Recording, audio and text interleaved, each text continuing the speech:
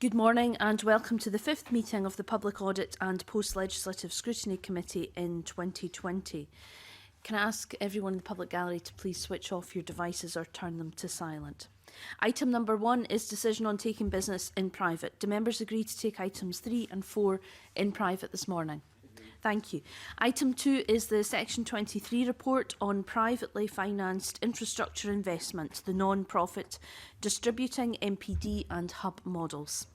I'd like to welcome our witnesses to the meeting this morning: Caroline Gardner, Auditor General for Scotland; Mark Taylor, Assistant Director of Audit Services; Graham Greenhill, Senior Manager; and Martin McLaughlin, Audit Manager, Performance, Audit and Best Value, all from Audit Scotland.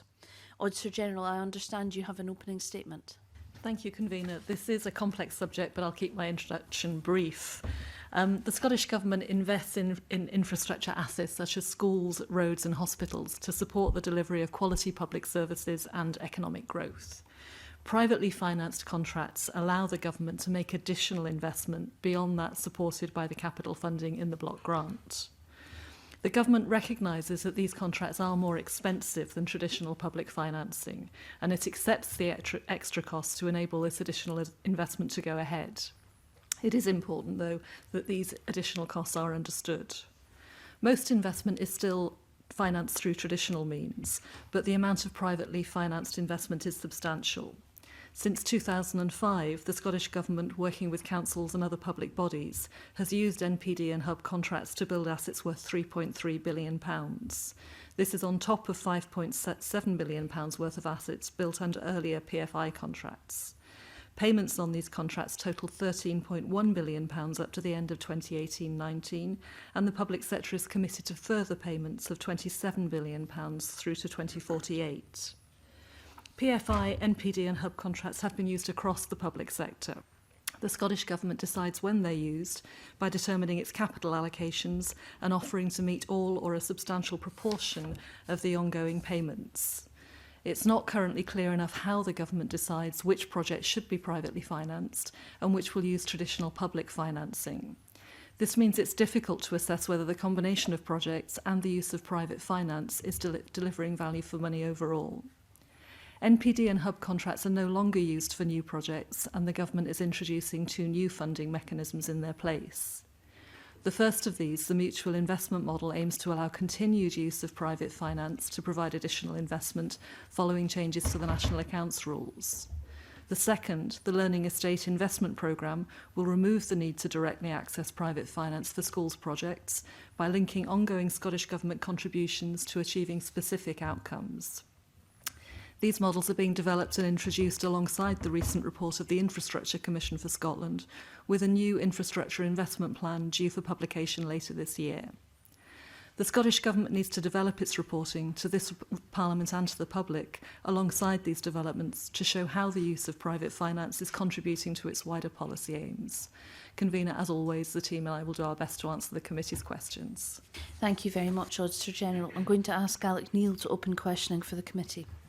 Good morning, Auditor General. Can I start just with a technical clarification? Obviously, government cannot use capital funding to fund revenue expenditure, but it can use revenue funding to fund capital programmes. And maybe I'm missing something, but I don't see that mentioned in here, because that has been a source of capital funding in the past. Can you tell me, have you looked at that, even although it's not mentioned in the report, and how does that compare with some of the other ways of funding capital? This report very specifically looks at private financing for infrastructure investment in the context of the government's wider capital powers. I don't think we've got a figure to hand for how much is being financed from the revenue budget. It will be a small amount, but if it would be helpful, we can come back to the committee on that. Right, just in terms of the comparison, I mean, the report very usefully compares the cost of funding through PFI, NPD, etc., vis-à-vis the Public Works Loans Board funding. And it would be interesting to see what impact the revenue conversion to capital has, and if maybe there's more scope to do that in the future. I think the cost would be the opportunity cost of public services that can't be financed in the normal way. And that's obviously an area that has been under pressure for the last decade or so. But we'll have a look if there's a figure that's readily available for you. Okay, fine. I want to, first of all, draw your attention to paragraph 48, which I thought was very interesting on page 24 of the report. And basically it shows that your analysis shows that the difference between traditional funding through the Public Works Loans Board and funding through schemes like PFI, NPD lead to additional costs of up to 5.7 percentage points. Are you able to quantify that in terms of the, if you like, additional costs of using this kind of funding? Because over, say, a 30-year period, you know, up to 5.7% is a lot of money. And, you know, it reeks of people ripping off the taxpayer in these schemes. That's an issue I want to explore, but this definitely looks like a rip-off. I'll bring the team in a moment. As I said in my opening remarks, the government does recognise that using private finance does incur additional costs, and it accepts those costs because of the additional investment that it enables, the economic growth that it believes is generated by that, and the ability to support public services. But I think the issue here is, yeah, I think we all accept that it does, and everybody knows it involves additional cost, but additional cost of up to 5.7% percentage points per annum. I mean, there's a difference between accepting additional costs and being ripped off. And I think that's very much why we make the point that the government should be clearer about how it decides which projects are being financed privately, and about the wider economic benefits that are being generated by them. Graham, do you want to pick up that point?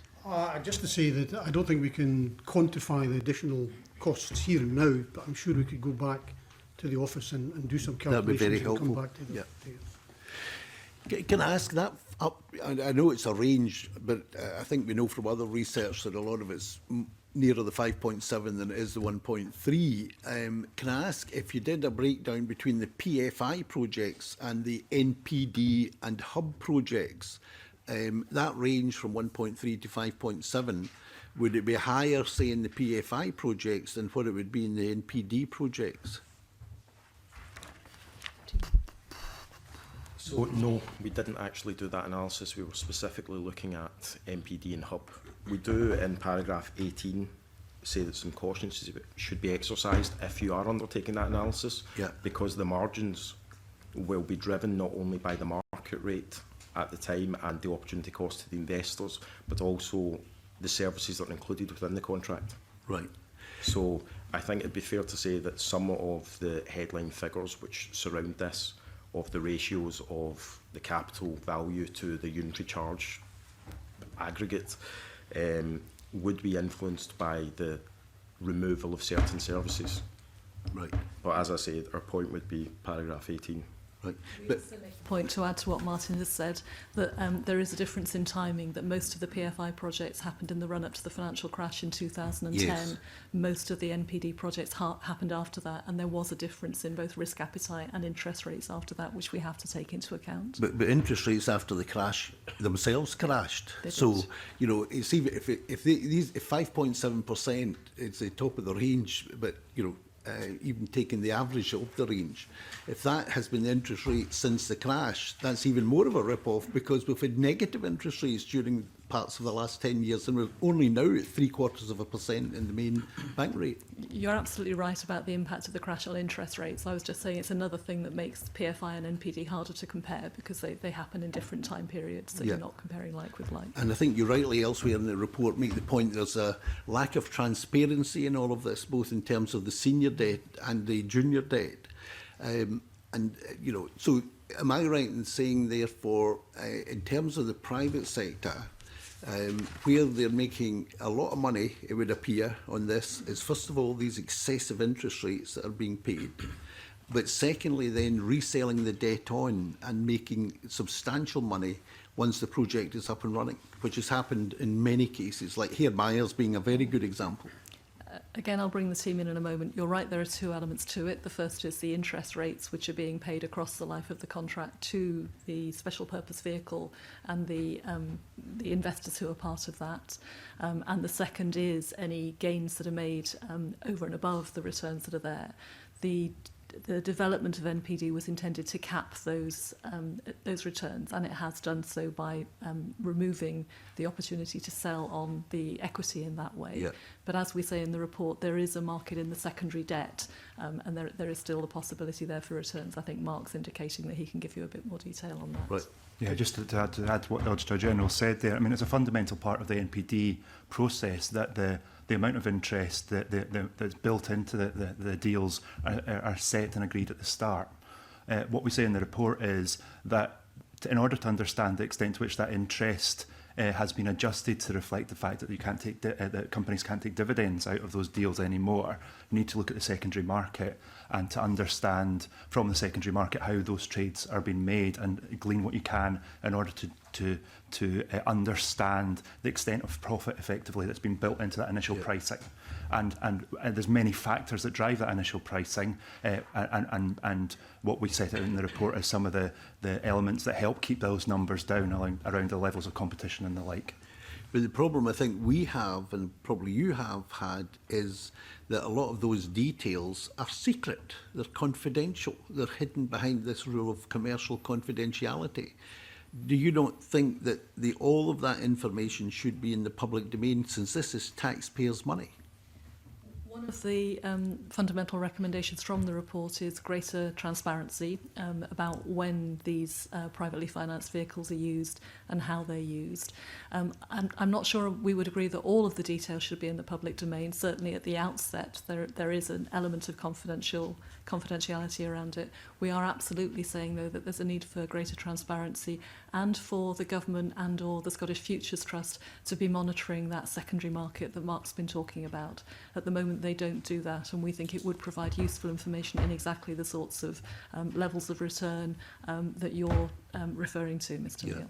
I mean, I would have thought the two basics are who we should know, it should be in the public domain, who owns both the senior debt and the junior debt, and how much money, how much profit are they making out of it. I mean, I think we should be entitled to know that as taxpayers.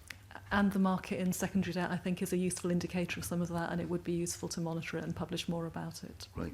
Yeah. And am I correct in saying that under all NPD projects, unlike with PFI, that the assets at the end of the period remain with the public sector?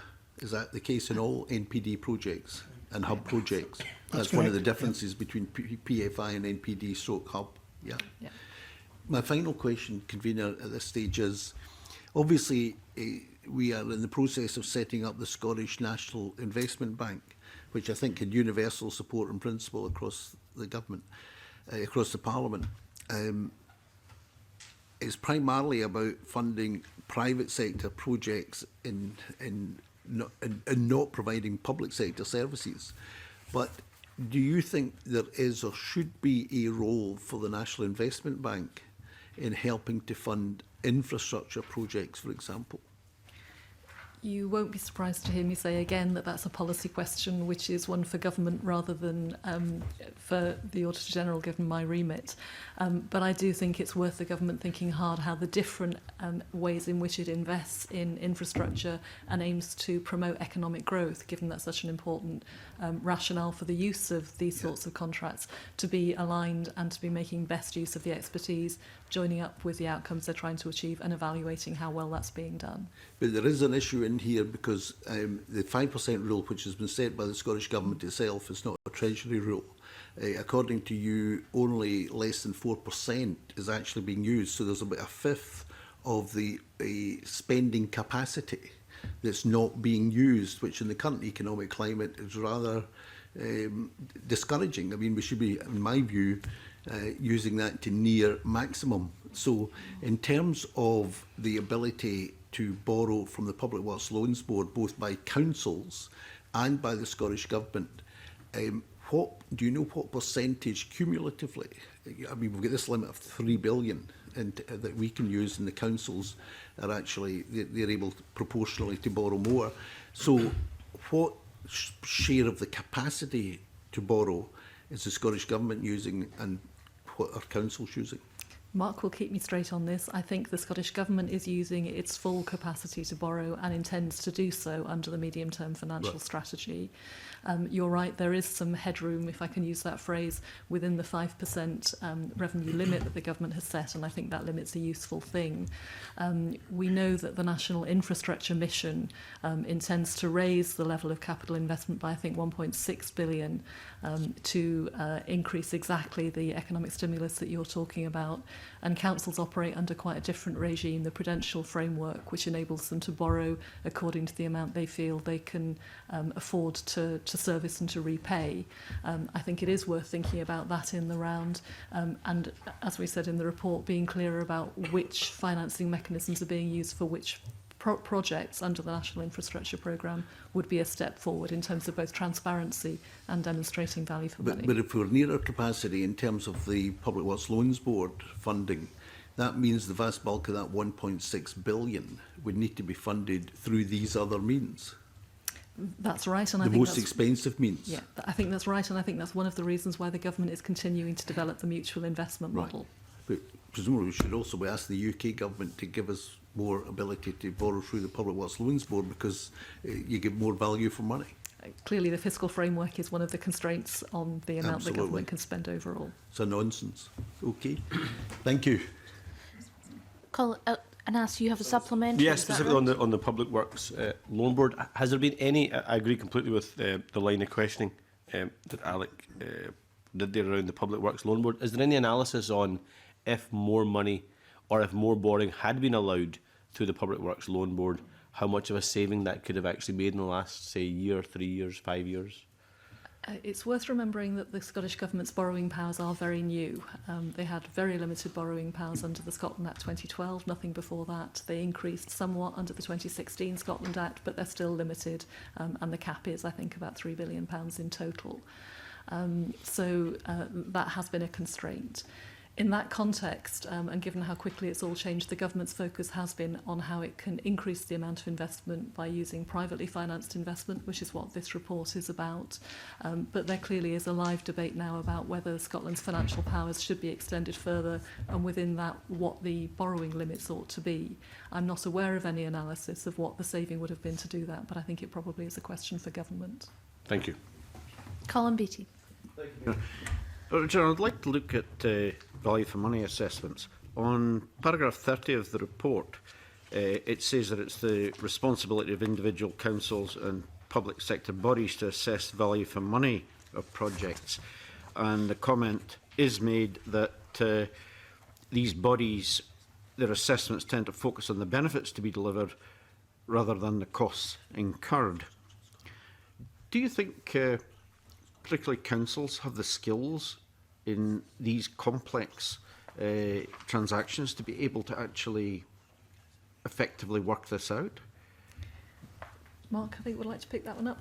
Yeah, just on the broader point around the scope for councils to make those evaluations, I think a fundamental feature of how this works is that the Scottish Government decides where it's going to offer private finance support, and councils are then faced with the choice as to whether to accept that support or not, or to undertake the work through other means. And there's some fundamentals in there that because this is subsidised effectively by the government, with support ranging from 50% up to 2/3, and in some cases 100% from the Scottish Government, what we said is that the focus for many of the councils is generally on, can we afford that?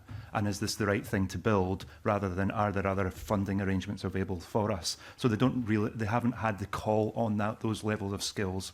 Speaking to councils more generally around this report, what we found is that the larger councils had more capacity around the procurement function and to be able to take on some of this stuff for themselves, and perhaps had a degree of frustration that the process didn't enable them to do that, where some of the smaller councils had, had less capacity and were more supportive of the role of the SFT and the support that was put in around the process. But then again, in paragraph 31,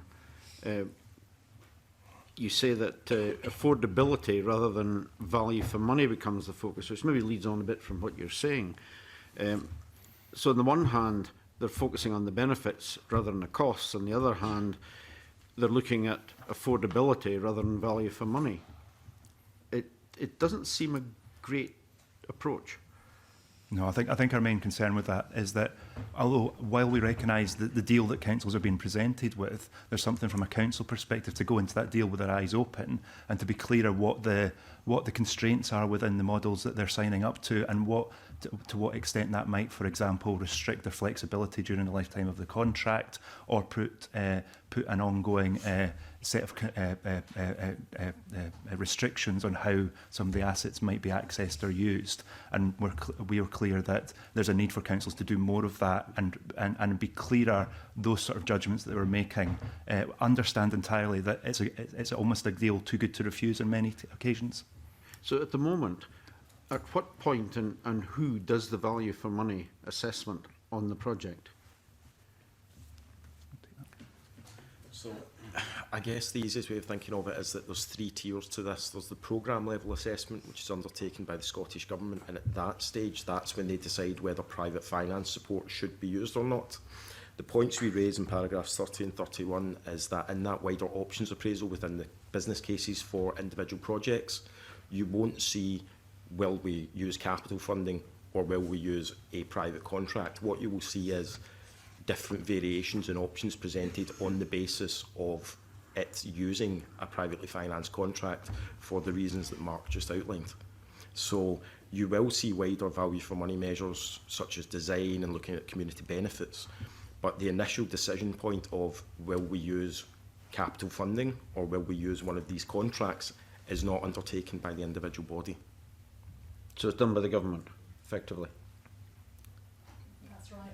And we think it's not clear enough how they're deciding which projects attract private financing and which attract public capital support in the way that Mr Neil was asking about.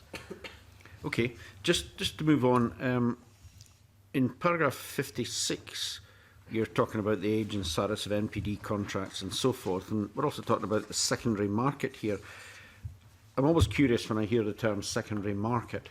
How does that secondary market operate? Given the fact that across the whole of the UK there's a vast amount of various kinds of public projects going on, and therefore potentially a lot of projects that could be sold in the secondary market. Is there a formal secondary market? Is it done by contact between the different companies? Is there any sort of clearinghouse for it? Very simply, it's an equity trade. It's the same as buying shares in anything else. So they just sell shares in the it's company? Institutional investors. And what you will see is they will sell their shares in the company, and that means that the rights to the future payments associated with their investment. So it's bundled and sold as a whole. But ultimately, it's no different from any other financial transaction between large institutional investors. So just let's say company A owns the shares, has the contract, does all the maintenance and all the rest of it on the buildings. They sell the shares. Does that necessarily mean that they lose the maintenance contracts and so on that they're carrying out? Or is it simply they lose the right to that profit that comes on top? It's to do with the structure of they set up a special purpose vehicle and that remains extant.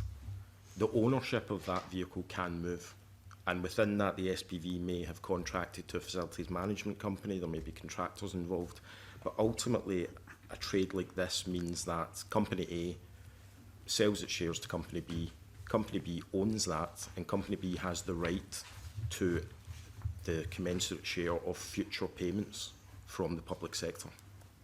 So the income stream, the rights to the income stream transfer with the shares, but the special purpose vehicle remains in place and remains responsible for either directly providing the services that are involved or for managing the contracts that provide those services. Okay. Moving on to something totally different. Hub Charitable Foundation. There's comment made about that in paragraph 81. So charities benefit from the establishment at HCF, but it does reduce the public sector share in this, which results in reduced returns to the public sector because, of course, the level of public sector control is reduced. because the equity balance changes. Now, there's 3.2 million, according to your report, that the Hub Charitable Foundation has available to support charities. How much has actually been paid out? Do we know? Mark, can you pick up the question? Yeah, we can't answer the specific question how much has been paid out to charity. Then in terms of how this functions, this is an example of the design of these schemes being adjusted as the rules around the way in which things are accounted for have changed, and the creation of the foundation was in response to that. And what we found was that results in increased costs in this deal, because there's another layer in there. The foundation is not able to borrow at the same rate that the public sector is able to borrow, and there is also more risk that they take on, and therefore the debt costs more in there. We don't have detailed information about the activities of the foundation beyond its contribution to the way in which the private finance model operated. Coming back to the fact that the right to invest in sub-debts reduced from 30% of the total sub-debt to 10%, this obviously has an impact on the costings. Do you have any example of what the financial implications are of that? How it would have impacted? Give Martin a moment to think about it. Clearly the driver for that was the change in the national accounts rules that ONS applied from the European Statistics Authority, and the intention of those was to reduce public sector control. That's what reduced the stake that the public sector can hold. Martin, has that given you a bit of time to Yes, thank find you. the right point? So I think the best route, maybe if you're comfortable with this, we gave an undertaking to Mr Neil that will come back on some of the IRR information within paragraph 48. We can run a model to kind of quantify exactly what those changes would be. But essentially what you would see is if there was a £1 million payment, then that would be shared out. Public sector previously would have got 300,000, now it gets 100,000. And that means that their net cost of delivering this project has increased by 200,000. So if you're comfortable, we can certainly run a model. That'd be good, just to try and get a grip of what the additional it. costs that have been taken on board are. And just a last question on MIM. The new model of funding. Under the new model, councils will need to fund the construction costs, as I understand it, of say new schools, while the Scottish Government pay for the maintenance and upkeep, but linked to specific outcomes. And an example, I believe, in paragraph 91 is, page 40, is energy efficiency. It's quite complex when you're measuring this against outcomes. How effective is that going to be? It is complex, and I'm sorry to add to the complexity, but that's not MIM, that's the LEAP programme for schools, which is separate from MIM, and Graham is our expert on both of them, so I'll ask him to explain it. So, yes, as Caroline says, the process that you're outlining is the new proposed model for funding schools.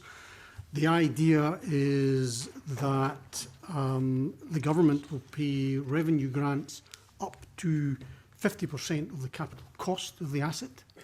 The council will need to decide how it funds the asset. And it could do it from its own sources, or it could do it from taking on additional borrowing.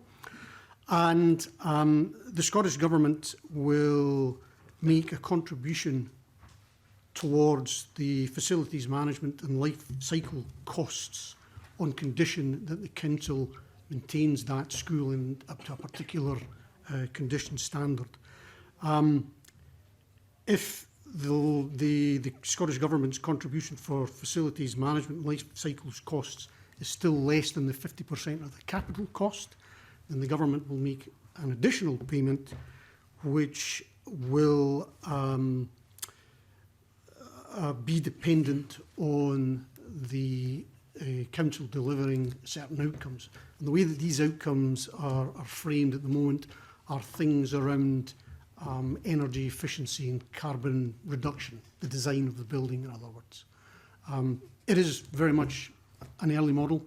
There are a number of pilots projects that are being proposed, but it is, as I say, a very new We don't really know how it will operate in practice going forward. The big question about all these things is always about risk. Who carries the risk? And if, for example, maintenance costs are higher than anticipated, who bears that risk? The council or the government? It'll be the council. It'll be the council. Yep. Okay. Do councils factor that in adequately? 'Cause it seems to me that there's always the propensity for costs to rise. Because the Scottish Government's funding is conditional on achieving a certain level of maintenance, then going forward the council will need to ensure that maintenance is kept up to a certain predetermined quality. If that requires additional costs to achieve, then yes, the council will have to factor that into its planning. Sounds complicated. Anas Sarwar. Thank you. I'll just follow on from where my colleague left off. There is a budget implication in terms of a reduction in capital money for local government. How will that impact on the schools programme and local government in the context of what's just been discussed? You're kind of asking me to postulate, and hypothesise going forward. If there is a reduction in council capital budget, then councils will need to consider how they afford infrastructure investment going forward. That might be paid out of its making use of its reserves. Equally, it might be make use of more borrowing in accordance with the potential code. Thank you. And just following up again on the selling off of the debt onto the secondary debt model, has there been any analysis done on the scale of profiteering from the selling of the debt on from the MPD model? Any analysis done on the scale of profiteering? The point we're making here is that neither the government nor the Scottish Future Trust is currently monitoring that secondary market, and we think that would be a really important first step. It sends important signals whether there are excessive profits being taken or not for the appetite for this debt. We think it would be useful to monitor for the current projects and for thinking about future projects, and that's the main recommendation. So is the answer that we don't know at all the scale? Or do we have a guesstimate? Or there is some monitoring, I think, at a local level, and Martin, I think, can tell you more about that. Yeah, there's certainly been a high level of academic interest in this research topic. I would say that they know from PFI contracts that it tends to be once the asset is completed and operational, and it tends to be, I think, between 6 and 12 years after that point where you start to see these trades happen. So when we undertook this analysis, and we'll certainly check and come back to you on it, there hadn't been any secondary market trading with regards to MPD projects. There started to be some trading within the same company groups, etc., within the hub programme. Yeah. And that was both shares in the hub companies themselves and the individual companies set up for each of these contracts. It was limited, but you would expect that, and I think the point we're making when we make that recommendation is that as this market is emerging, now would be a good time for all the reasons that have been touched upon today to potentially look at how that could be monitored going forward. And has the government accepted that recommendation, or we don't have an answer to that yet? We haven't had a formal acceptance of the recommendation, and that normally happens through the committee anyway. I think it is fair to say there's a difference of view about how valuable it would be, but we set out in paragraph 58 why we think it's important. Excellent. And turning to the, there's obviously been quite a lot of talk around the cost versus the value of the asset. Focusing purely on the value of the asset, is that 9 billion figure the current estimated value, or what we think the value will be when we get to 2048? I think Mark's going to take that one for you. So when the contracts are established, there's a clear articulation of what the capital cost of building the assets is at that point, and that's the value that's captured in the contracts at that point, and those are the values that we've reflected in the analysis that we've done. So it's the cost at the point of it being built. Great. And there's a chance the value could be higher than that then come 2048 in terms of the value of the asset? Well, so there's a valuation process in Yep. government accounts, and all of those assets will be revalued on an ongoing basis as part of the accounting. And is it correct that, so at the moment it looks like we'll have a cost of around 40 billion pounds with an asset of 9 billion? That's right. With the caveats, as we say in the report, that the difference between the 9 billion and the 40 billion is accounted for by the interest that's paid over the life of the contract, by the maintenance costs for the asset which are included, and in some cases for other services that are also provided. So there is a difference, but it's not all profit in the terms that Mr. Neil was asking about.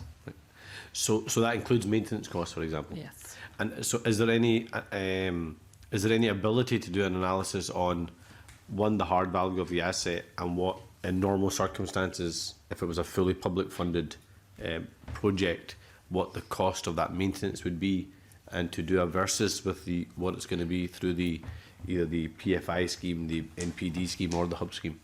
It's not a straightforward analysis to do, not least because we know that public sector assets aren't always maintained well across their lives. For when money is tight, it's often easier to reduce maintenance budgets than service delivery budgets. This committee has expressed concern in the past about the annual estates commission for hospitals and NHS buildings.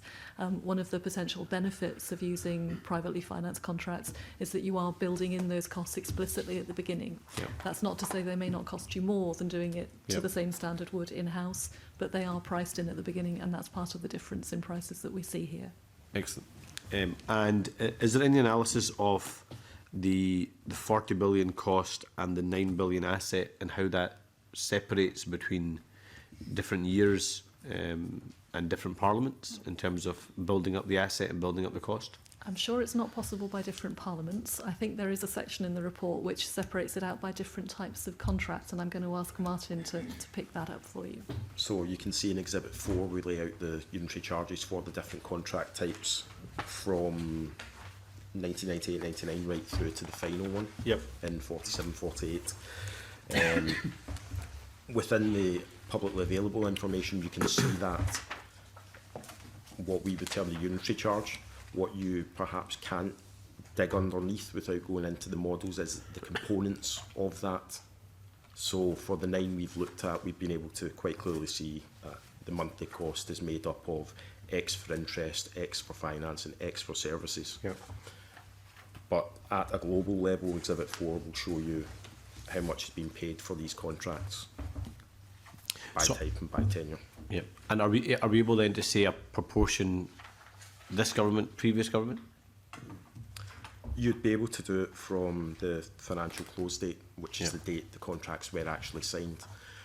I would just add some caution around that, because obviously with projects of this nature, they're large, they're complex, they're in development for a long period of time. But you could do something crude around from X date to Y date, how many were signed. Yep. Can I just add to what Martin's saying? By referring you also to Exhibit 1, which shows a timeline of these contracts. Yep. And we've shown on there the period during which PFI contracts were used, which runs up to 2009, the period in which the pre-pipeline and the pipeline NPD contracts were done, which runs up to 2017, and then the privately financed hub contracts that run alongside it. So it's not a straightforward handover between one government and another. It's a long period which goes back to 1992, predating the start of this Parliament, which means that the sort of analysis you're talking about is complicated. Yep. I understand why it's of interest to you, but it's not a straightforward Yep. cut-off line for us for the reasons which Martin has outlined. And purely on a value for money perspective, because obviously that's the job of the audit committee, but more importantly the job of Audit Scotland, to make sure we have value for money and deliver it as best we can from the public pound. How would you mark the schemes in terms of value for money, and what the public gets back for the scale of investment the government is making, or the taxpayer is making? At a high level, I think I'll go back to the ground I covered in my introductory comments. The government is explicit that it has used these contracts to increase the amount of infrastructure investment it can make. There are still constraints on the amount of either borrowing it can undertake or capital grant that it has available. That has always been the case, and I think that was one of the rationales for the introduction of private financing back in 1992. The extra cost which is associated with them is important and needs to be transparent, and our report, I hope, makes a contribution to that. The other side of the equation obviously, though, is what benefits are we getting? And we can point to the hospitals and schools and so on that have been built that otherwise wouldn't have been. There's no doubt there's additional investment going on. That's the case. The thing which I think is more important is the wider economic benefits which are being achieved, and why this particular mix of financing for this particular range of projects, which goes back to the ground that Mr Neil was covering earlier. There's no doubt we have seen extra investment at a cost. There isn't enough information that the government's capturing to demonstrate that that's value for money, and that's the step that we would like to see as these new models are being developed for the future.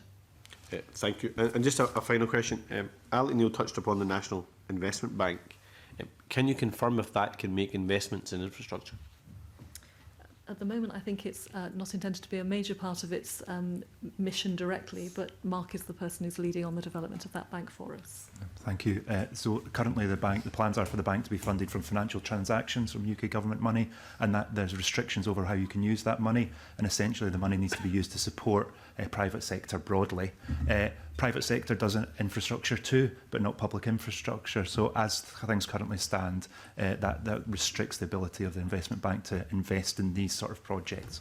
So there is caveat terms of broadly, and but just in crude terms, can the National Investment Bank do public infrastructure? We don't expect it will be able to under the current setup. Thank you. Not directly. Yeah. Thank you. Okay. Willie Coffey.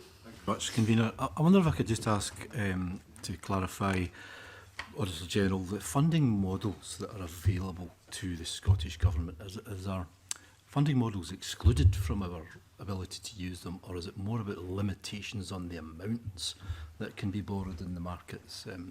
For example, supposing Scotland wanted to build an HS3 railway line. We know that the HS2 is estimated to cost £100 billion, and there's no limit to the amount of money that the UK government can borrow to fund programmes like that. But there is a limit in Scotland. So is there limitations in the modelling we can use, or is it limitations on the amount of financing we can deploy in terms of the fiscal framework rules and arrangements?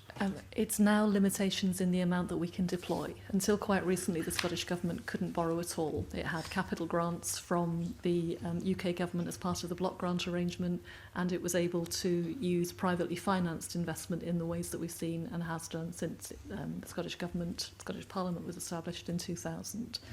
Under the Scotland Acts of 2012 and 2016, some limited borrowing powers have been introduced. They were increased under the 16 Act.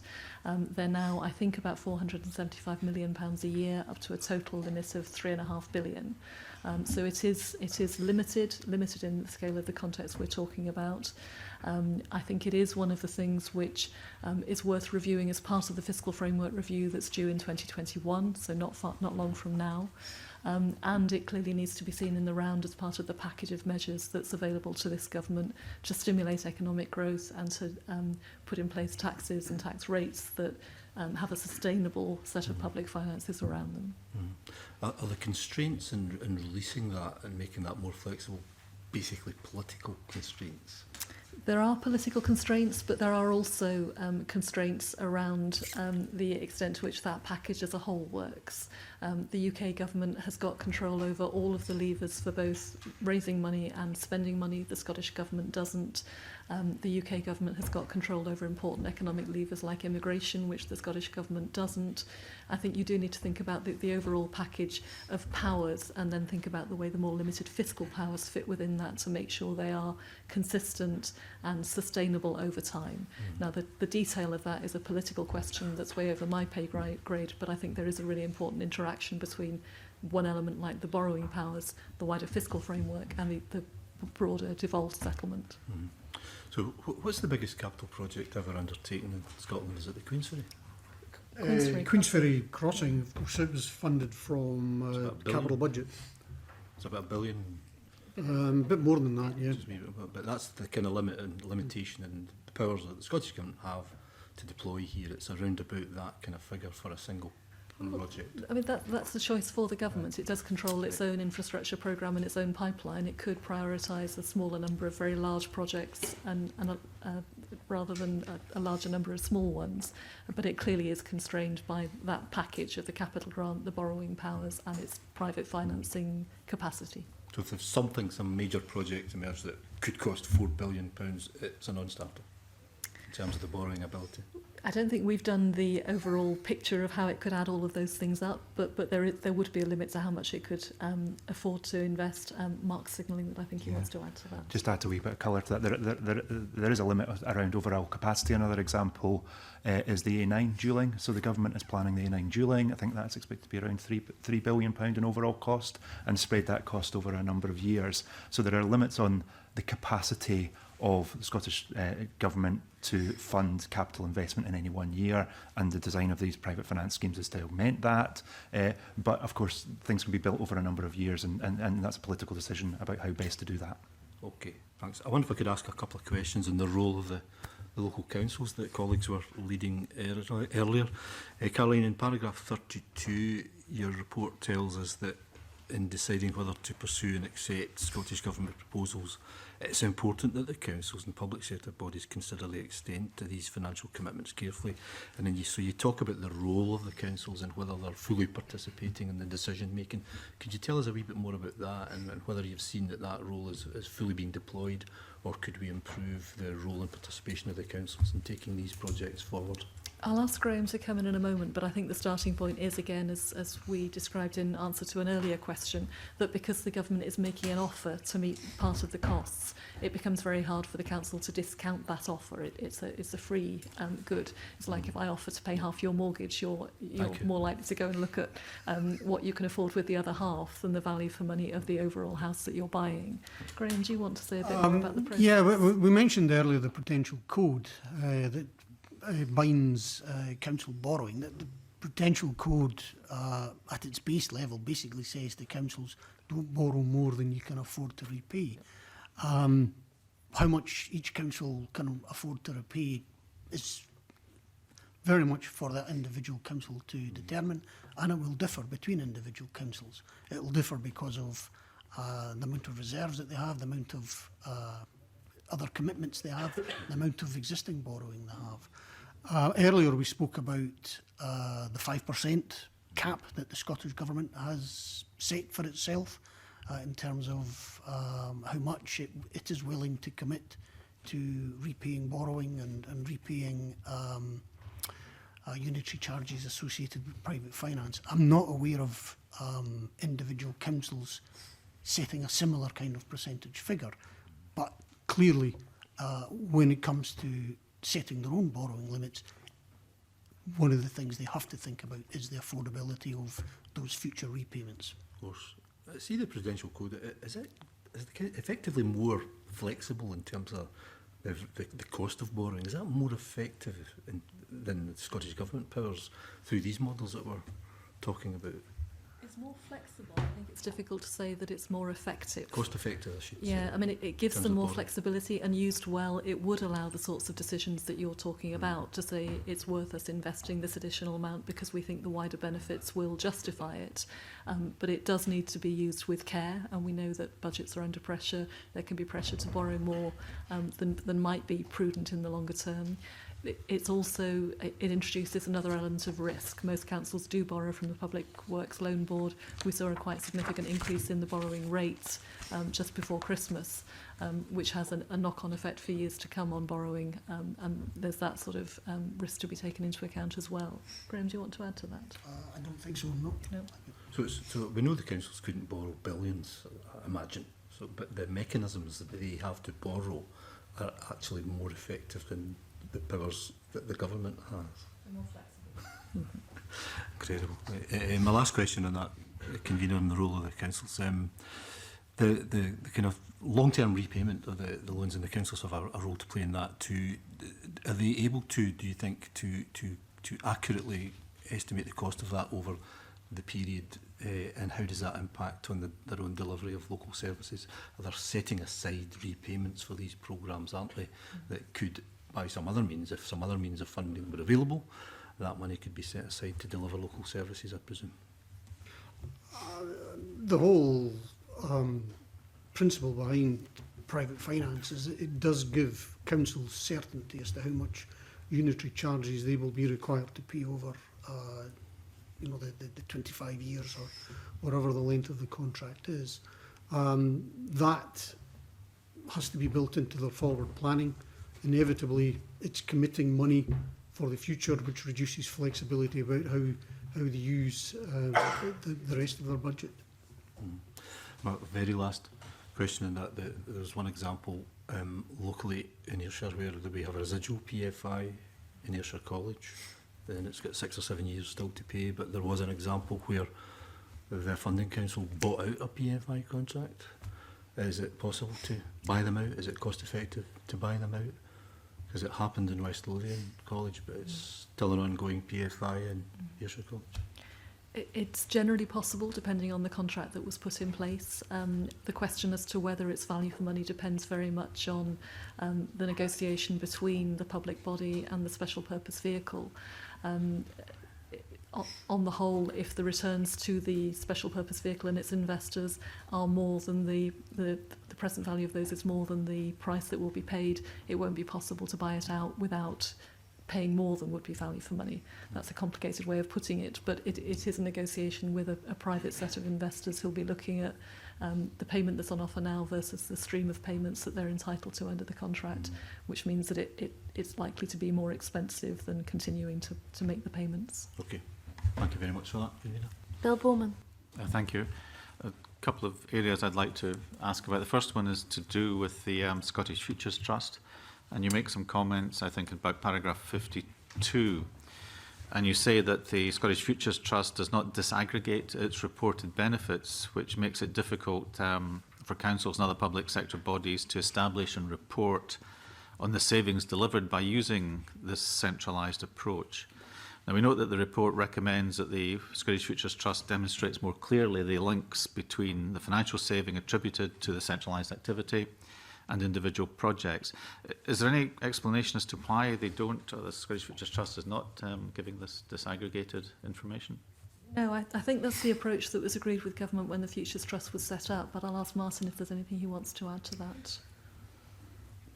The nature of the way that the savings are calculated is they look at expenditure within a particular, the benefits, apologies, they look at overall expenditure and they'll apply an effectiveness factor. Now that will take into account not only the individual project work that's been undertaken, but for example the savings that could be attributed to using standardised documentation, other innovations that might be done centrally. And that, I think, is what makes it more difficult to say, if we're applying 10%, which reflects X, Y and Z, it's difficult to actually break that down. And when we spoke to people involved in the projects, when we said, for example, there's been a 10% saving, they've got no comparator to that, which I think is what has made it, in some ways, more difficult to break it down into a meaningful contribution. But are you saying that there's a level they could disaggregate, and then there's a level they would have to allocate on some basis? Well, it's calculated on the total spend, and that total spend is actual expenditure. So if you've got a spend of 100 million and you know 10 million of that has been spent on an individual project, then surely it follows that 10% of the reported benefit relates to that individual project. Well, surely it follows, or it doesn't follow, or it does. Is the term surely meaning it does follow, or you're making an assumption? So I think that our point is that the Futures Trust makes that assumption. I think our point is that they should be clearer what those benefits are.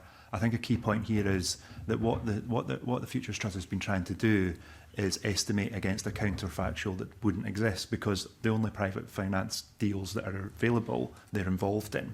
So what they're trying to do is say, because we're involved, because there's standardisation, these private deals would be this much cheaper than other private deals. I think we're somewhat sceptical about the calculation methodology. I mean, I'll admit I don't know a huge amount about the Scottish Futures Trust Who regulates them? They are a company wholly owned by the Scottish Government. We've got an exhibit in the report on page 12, which sets out where it is.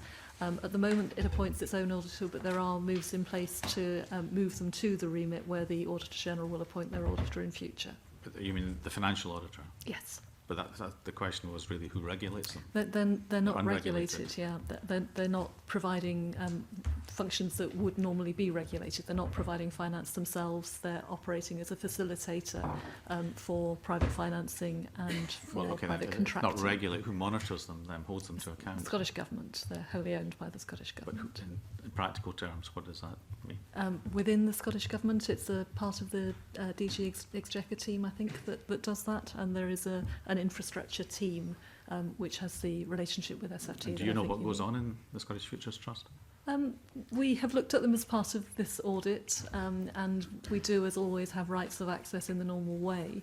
And I think we're clear they have delivered some real benefits in terms of expertise and critical mass for both developing some of the standard documentation and so on that Martin's talked about, and carrying out the market exercises for financing.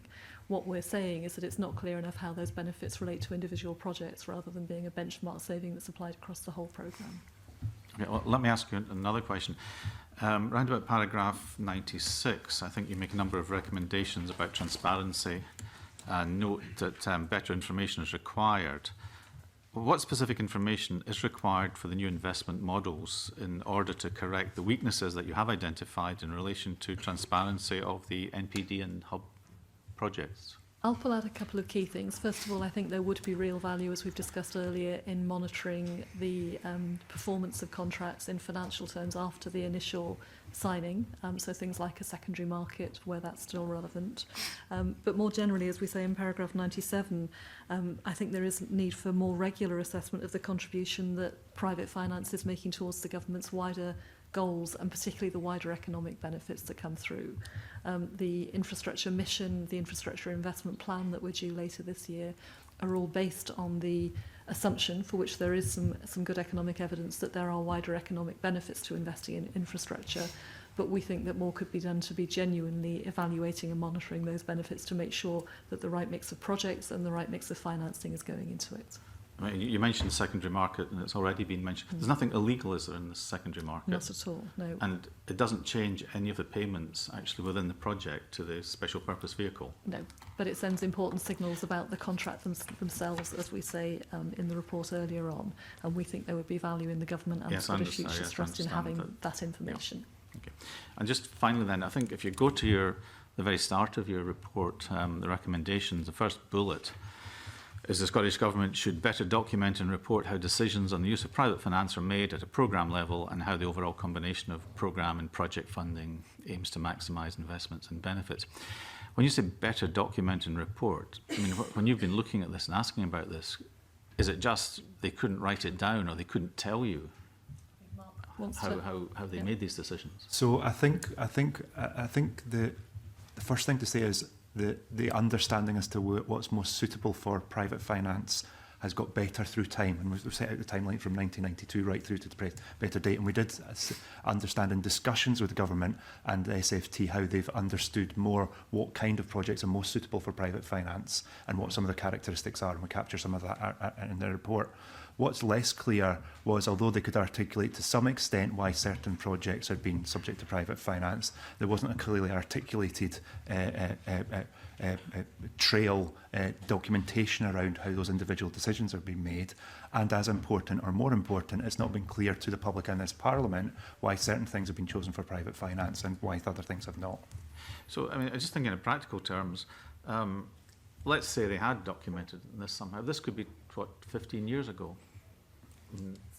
Where would you actually keep this information so that when you come now to look at it, you can actually find it? Well, government keeps records over a long period, as you would expect, and lots of that ends up in the National Archives, and it hasn't been unknown to go back over long periods to look for the information. I think what we're looking for, though, as Mark has said, is a clearer picture for government to demonstrate it's using itself, but also to be accountable to this Parliament for exactly how it's making the sorts of choices that Willie Coffey and Alec Neil touched on around how they're using the capital grant, the borrowing powers, the private financing that's available, the mix of that, whether it's worth doing more, and how they're monitoring that they are getting the benefits back that they expect So just from out of interest, when you were asking about this, did anybody have to go and delve into the archives to try and find stuff? I think it's fair to say that given the line of conclusion we're drawing here, we were conscious that a lot of efforts were being made to give us additional evidence, but none was forthcoming in terms of specific decisions. Nothing to dust off? No, okay, thank you.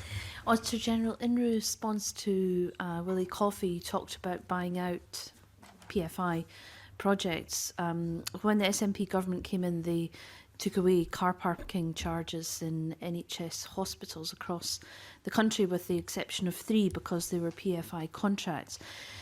Do I take it from your answer to Mr Coffey that you're saying if they were to buy those out, it would be very much dependent on the negotiation with the investors as to whether that was value for money at the moment? In broad terms, yes. Every privately financed contract, whether it's PFI or NPD, will include some services which are also bundled up with the construction and the maintenance. Those services tended to be more extensive under PFI projects, including things like car parking. If the government or the public body involved wants to change those services, they need to negotiate that with the special purpose vehicle, the company that's set up to deliver it. In most cases, I would say it would be possible to do that, but it can only be done at a price which is agreed with the company itself. And the government or the public body may simply conclude it's too expensive to do that for the benefits that they would achieve. Okay. There may be circumstances where it's not possible at all, but I think it's more likely to be the result of a negotiation and whether it does demonstrate value for money. Okay, thank you. Bill Bowman, do you have anything further on that? Because I know you've been working on this. I just remember reading the contracts and them being very long and complicated, but there were mechanisms, I think, to buy out within them. So it's like any commercial negotiation, I think, that you've got to have two sides willing to actually tango. Indeed. Colin Beattie then, Alex Neil. Just to come back on secondary market, one thing I did forget to ask is we were talking about secondary market models. You were talking about it functioning on the basis that the shares in the SPV were being sold, which is fine for PFI. It doesn't work for MPD, as I understand it. And according to paragraph 54 in your report, you do state that they sell the profits, they sell the right to the contract payments, the future contract payments. What sort of instrument are they using for that? It's not clearly from what you're saying that it's not shares, so that they must be wrapping it in something to be able to sell it on. As Martin said earlier, I think because of the age of NPD projects, we haven't seen it actually happening with NPD projects so far. I don't know if we know anything more about what vehicles are being discussed around this. Martin, you're better placed to answer that. My understanding is that the future payments are apportioned to shareholders. So owning the share gives you the right to a share of the future contractual payments. What you will see is the price at which those shares are sold will reflect the present value of discounting back. If you know you're going to get paid £1 million a year for 25 years, you're not going to share it. What you're saying is it's actually the same model, although you've sort of packaged it in a different way in the report. Is that correct? It still comes down to the SPV shares being sold. The membership of the company is different, but ultimately the SPV is no different. It's no different from selling shares on a listed company. The difference is that the right to dividends from the companies under PFI. We set that out in paragraph 54. PFI entitled the shareholders to a stream of dividends, and obviously, as we all know, the value of that can go up and down over time. And there was a record in some of the early PFI contracts of genuinely excessive profits leading to dividends and to very significant secondary transactions. That right has been removed in the NPD model, but the special purpose vehicle is still made up of a group of companies who hold shares in it, and they can sell their shares in that company to others. Those shares may not be sold when it happens on the open equity markets. They may be private transactions, but the share in the company brings with it the rights to the payments that are made, as well as the costs associated with the contracts as well. Okay. Alex Neil. A couple of questions. First of all, just on that point, is there any evidence of offshore companies being involved, either as senior debt players or junior debt players, or in terms of the reselling of the equity in the special special purpose vehicle? Question number one. Question number two, in paragraph 50, you refer to what I think is fair to describe as excessive professional fees, in some cases up to 4.5% of the capital value of the project. I mean, is this not another rip-off? And could we get from you, please, from the three cases you looked at and you referred to in paragraph 50, could you give us a breakdown of the professional fees in those three cases? Starting with paragraph 50 first, we talk about significant rather than excessive fees. No, but I'm saying it's excessive at 4.5%. It's a nonsense. I think you attributed it to us. We say significant, Yes, not excessive. We'll have a look at You're too modest. Thank you. We'll have a look at what breakdown we can provide on those fees to the committee afterwards. And your earlier question was about offshore ownership of some of the shares. We know that some of the equity is held offshore. Again, I think that will almost all relate to PFI projects because they're older, and there's been much more of that secondary work. Would you be able to give us a list of where you know of offshore companies? Martin? Great. I don't think so.